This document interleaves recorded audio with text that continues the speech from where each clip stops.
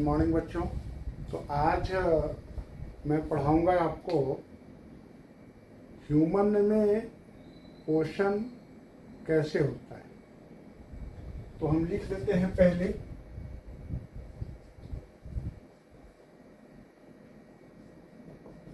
Nutrition human, nutrition in human, मानव में पोषण।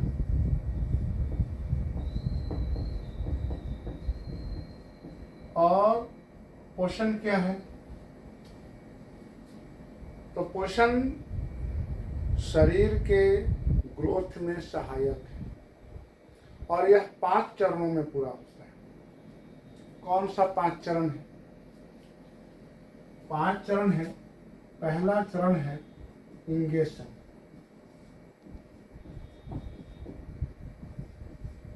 इसका हिंदी होता है अंतर्ग्रहण।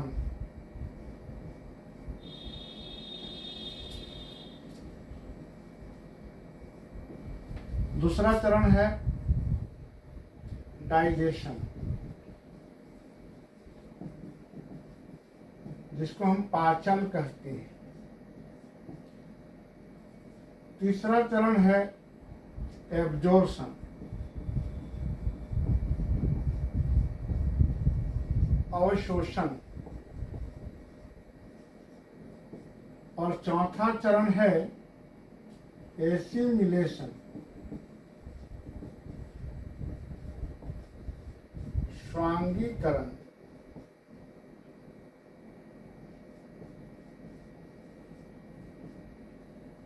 पांचवा है इजेशन, बहिष्करण।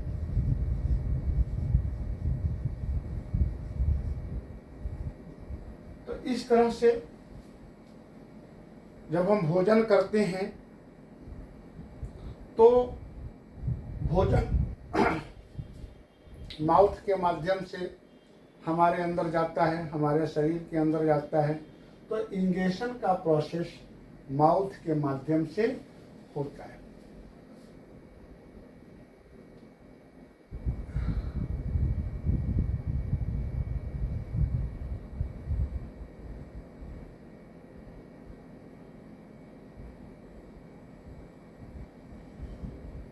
माउथ के माध्यम से इंगेशन हुआ, यहां से हुआ। माउथ डाइजेस्टिव सिस्टम का फिगर हम आपको बताते चलेंगे और बताएंगे कि हम माउथ के माध्यम से भोजन करते हैं और यह 5 चरण जो पोषण के है वो कैसे पूरा होता है। तो माउथ से चला जाता है भोजन फूड पाइप में। इसको ओसोफेगस भी कहते हैं, भोजन नली, ओसोफेगस। और भोजन इसके माध्यम से चला। माउथ में जैसे ही भोजन गया वहीं से पाचन शुरू हो गया। वहाँ 2 प्रकार के पाचन होता है। पहला पाचन हो गया फिजिकल और दूसरा उसमें केमिकल। मतलब फिजिकल और केमिकल दोनों प्रकार के पाचन माउथ में होता है। फिजिकल पाचन दांत से काट करके बड़े फूड मॉलिक्यूल्स को छोटे फूड मॉलिक्यूल्स में परिवर्तित करने की प्रक्रिया फिजिकल डाइजेशन कहलाता है। जबकि केमिकल डाइजेशन रसायन के प्रभाव से और छोटे मॉलिक्यूल में तोड़ने की प्रक्रिया, सोलूबल वाटर सोलूबल बनाने की प्रक्रिया फिजिकल केमिकल पाचन, केमिकल रासायनिक पाचन कहते हैं। कौन सा माउथ में ऐसा रसायन है जो केमिकल पाचन में सहायक है? फिजिकल पाचन में तो हमारे दांत फूड मॉलिक्यूल्स को तोड़ करके छोटे छोटे फॉर्म में कर देते हैं। लेकिन अमाइलेज नामक माउथ में सलेवरी ग्लैंड होता है ना, ऊपर भी, अपर जा में भी और लोअर जा में। कौन होता है? सलेवरी ग्लैंड, और इससे क्या निकलता है? अमाइलेज। अमाइलेज अमाइलेज निकलता है जो रसायन है, और यह कार्बोहाइड्रेट को तोड़ देता है सुक्रोज और फ्रुक्टोज में। तो इस तरह से हमारे माउथ में दोनों प्रकार का पाचन होता है। तो पहला प्रोसेस पाचन का इंगेशन माउथ के माध्यम से हुआ, और माउथ में दो पाचन हुआ, एक फिजिकल पाचन और दूसरा का केमिकल। भौतिक पाचन, फिजिकल पाचन काट करके छोटे मॉलिक्यूल में परिवर्तित करना, और दूसरा रासायनिक पाचन, रसायन के माध्यम से। दोनों ही पाचन का अर्थ होता है बड़े मॉलिक्यूल को तोड़ करके छोटे और वाटर सोलुबल मॉलिक्यूल में परिवर्तित करना। इसके बाद यहाँ से चला पाइप के माध्यम से, फूड पाइप से नीचे की ओर आता है। ये जो ओसोफेगस है, फूड पाइप है, इसमें म्यूकस पाया जाता है, लसलसा पदार्थ, चिकना, स्लिपरी, जो भोजन मॉलिक्यूल्स को नीचे की ओर खिसका देता है। और जब खिसकाता है और तो भोजन आगे बढ़ा कैसे? तो जो मसल्स है, ये जो फूड पाइप के मसल्स है, यह आगे की ओर फैलते हैं और पीछे की ओर पिचकते हैं। तो पिचकना और फैलना, जिसको हम लोग कहते हैं पेरिस्टाइलिक मूवमेंट, क्रमाकुंचन, जिसके माध्यम से वह भोजन नीचे की ओर आता है। जैसे नीचे आया हमारा भोजन, तो सबसे पहले किस में आएगा? स्टोमक में आएगा। एक बड़ा सा थैला मिलेगा जिसको हम स्टोमक कहते हैं। अमाशय स्टोमक है, अमाशय में भोजन चला गया। अब यहां भी भोजन का पाचन होता है। वो कैसा? तो कुछ मॉलिक्यूल्स ऐसे होते हैं, जैसे फैट मॉलिक्यूल का भी पाचन यहाँ हो जाता है, प्रोटीन का पाचन हो जाता है। तो इसमें एसिटिक जूस का स्राव होता है, HCl का। कौन सा स्राव होता है इसमें जूस का? तो HCl का, हाइड्रोक्लोरिक एसिड का, हाइड्रोक्लोरिक एसिड का, और पेप्सिन है। ये दो रसायन है जो स्टोमक में स्राव होता है और बड़े भोजन मॉलिक्यूल्स को तोड़ करके छोटे वाटर सोलुबल मॉलिक्यूल्स में परिवर्तित कर देते हैं। और थोड़ा सा जब यहाँ पाचन हो गया तो आगे की ओर चला। यहाँ एक साइफन टाइप का बना हुआ है जिसको डिओडुनम कहते हैं, है ना? डिओडुनम कहते हैं। और यहाँ पर ऐसे मुड़ करके नीचे की ओर पाइप आता है। यहाँ पर एक बड़ा ग्लैंड है जिसको हम लीवर कहते हैं। लीवर यकृत है, और यह बाइल का स्राव करता है ना? यह बाइल का स्राव करता है, एक स्टोरेज में स्टोर कर देता है जिसको हम कहते हैं गॉल ब्लैडर।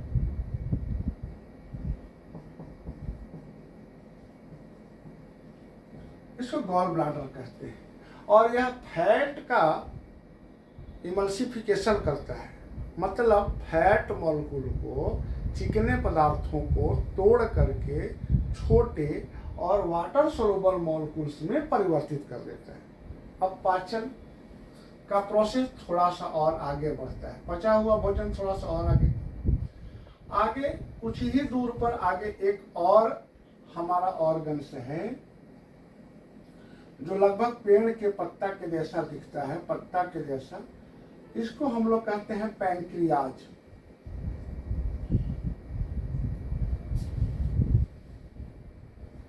यह पैंक्रियाज है, इसको हम लोग कहते हैं अज्ञानाशय।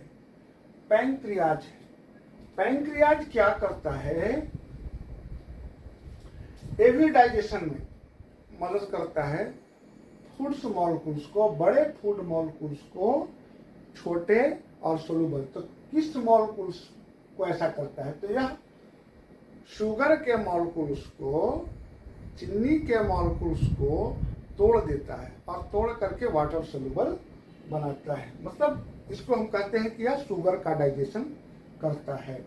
तो पैंक्रियाज जो हुआ, यह पैंक्रियाज अज्ञानाशय रसायन का स्राव करता है। कौन सा रसायन का स्राव करता है? तो यह इंसुलिन का स्राव करता है। इंसुलिन का स्राव करता है, प्लस ट्रिप्सिन का भी करता है। ट्रिप्सिन, इंसुलिन और ट्रिप्सिन का ये स्राव करता है। इंसुलिन और ट्रिप्सिन, और यह भोजन को पचा डालता है, शुगर मॉलिक्यूल्स को पचा। आज जान रहे हैं, आज सभी के पास लगभग 90% आदमी को शुगर की बीमारी है।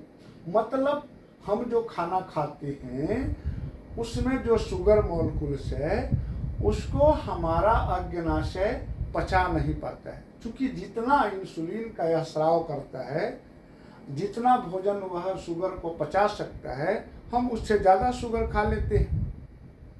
तो रेस्ट शुगर जो पच नहीं पाता है वो हमारे ब्लड में चला जाता है और इस प्रकार हमारे एक बीमारी आती है, ब्लड शुगर। अब देखिए, भोजन अब पच चुका,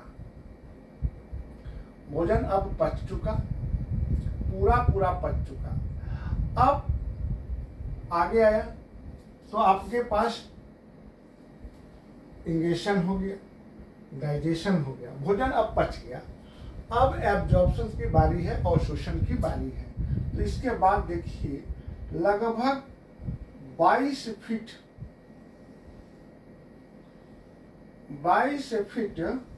क्वाइल्ड एक पाइप है हमारा,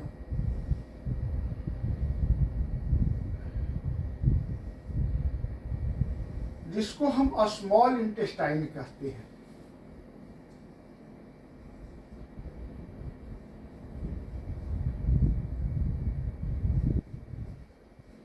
स्मॉल इंटेस्टाइन, स्मॉल इंटेस्टाइन, इसमें इंटेस्टाइन कैसा होता है?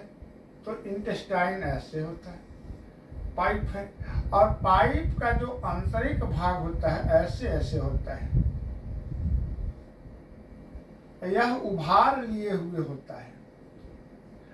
यह जो उभार है, यह जो उभार है आंत की अंदरी आंतरिक भाग में, इसको हम विल्ली कहते हैं। और यही विल्ली हेयर लाइक प्रोजेक्शंस है इनसाइड स्मॉल इंटेस्टाइन के पाइप में। इन साइड्स में हेयर लाइक प्रोजेक्शंस है, बाल के जैसा उभार है, जो पचे हुए भोजन इससे पार करते हैं तो उससे आवश्यक मटेरियल को अवशोषित कर लेता है। सारे लिक्विड को वह अवशोषित कर लेता है और अवशोषित करके वह ब्लड में डाल देता है। तो यह एब्जॉर्प्शन की प्रोसेस पूरा हुआ, अवशोषण की प्रक्रिया पूरी हो गई। अब आगे देखते हैं, यहाँ अवशोषण तो हो गया, कहाँ हुआ? स्मॉल इंटेस्टाइन में।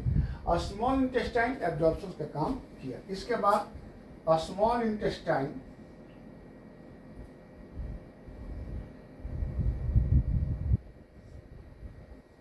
लार्ज इंटेस्टाइन में अपने भोजन को छोड़ देता है।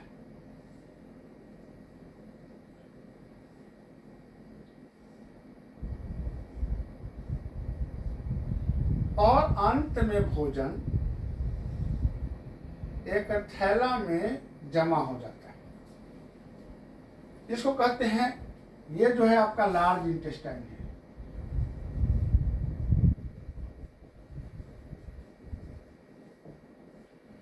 इसमें पानी का डाइजेशन होता है, वाटर का डाइजेशन होता है। वाटर मॉलिक्यूल से मौजूद मिनरल्स को डाइजेस्ट करके अवशोषित कर लेता है। अब देखिए, रेस्ट जो अपचा भोजन जो अवशोषण के बाद जो पचा हुआ भोजन है, अपचा भोजन, जो रेस्ट बच गया, वेस्ट मटेरियल, वो सब यहाँ जमा होता है। इसको हम कहते हैं रेक्टम। रेक्टम माने मलाशय। और फिर इसका नाम है एनस, गुद्दा, जिसके माध्यम से हम वेस्ट मटेरियल को शरीर से बाहर निकाल देते हैं। तो अभी मैंने बताया कि एब्जॉर्प्शन छोटी आंत और बड़ी आंत में वाटर का भी एब्जॉर्प्शन होता है। तो और इसके बाद हम सीधे कह दिए कि यहाँ आपका इजेशन हो गया, बहिष्करण हो गया। तो एक ऑप्शन छूट गया, एसिमिलेशन। एसिमिलेशन कहाँ होता है?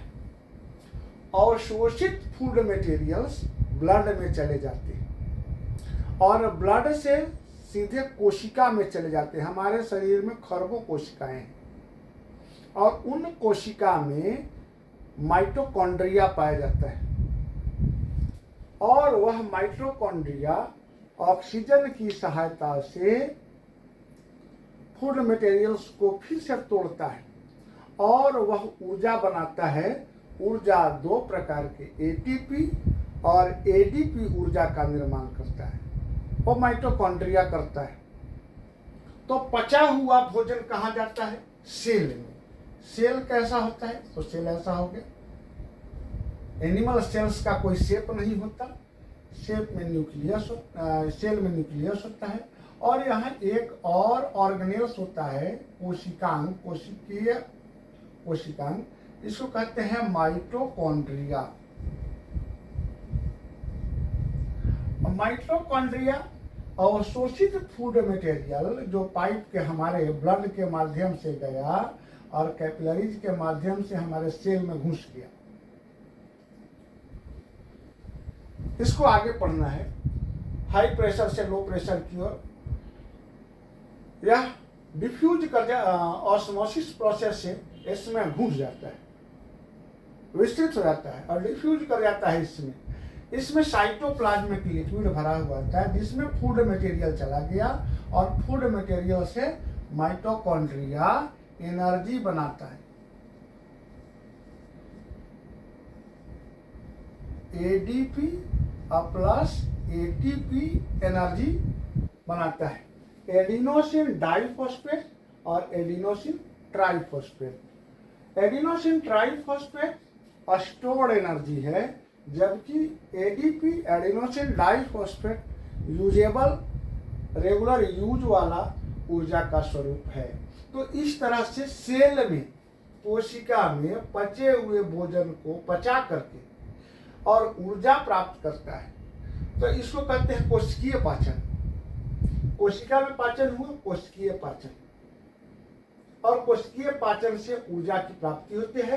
This process is known as assimilation. इसी प्रोसेस को हम लोग एसिमिलेशन कहते हैं, स्वांगीकरण कहते हैं। तो इस तरह से हम आपको न्यूट्रिशन के 5 चरण बताए। इजेशन माउथ से, डाइजेशन स्टोमक में, एब्जॉर्प्शन स्मॉल इंटेस्टाइन में, एसिमिलेशन सेल में और इजेशन एनस के माध्यम से होता है।